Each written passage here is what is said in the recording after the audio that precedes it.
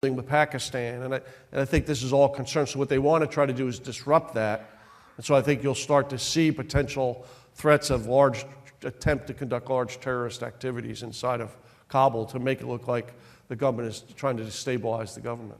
See, when I read that State Department advisory, it sounded to me like they were deeply concerned about the U.S. Embassy.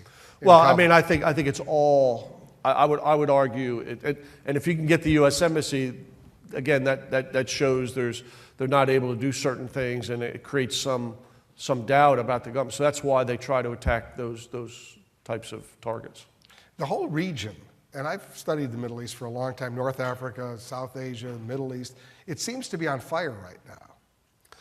Well, I think you have a lot of things going on. I mean, I think you have this idea of moderates versus extremists, or however else you want to define it, that's going on, that underpin, and my experience over there tells me that 99% of Islamic faith are moderates, but you have a portion that is not, and so you have this conflict that's going on inside of that, and then underlying all this, you have the Sunni-Shia competition that's going on, some would say, for hegemony in the Middle East.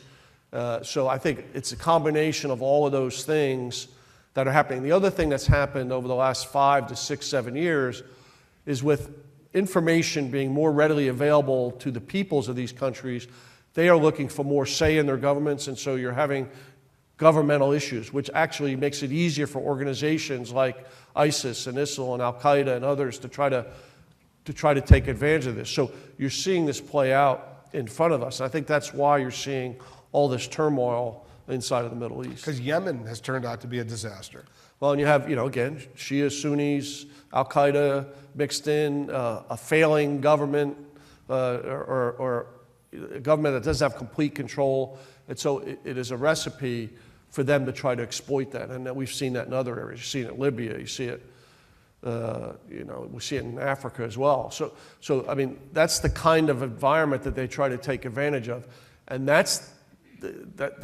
so that's why it's important that we understand that and that we have a coalition within the Middle East to fight this kind of problem. The AQAP, Al-Qaeda in the Arabian Peninsula and Yemen, with the U.S. Embassy shut down, U.S. troops by and large gone, Americans out of there, too dangerous. What's going to happen to AQAP in Yemen?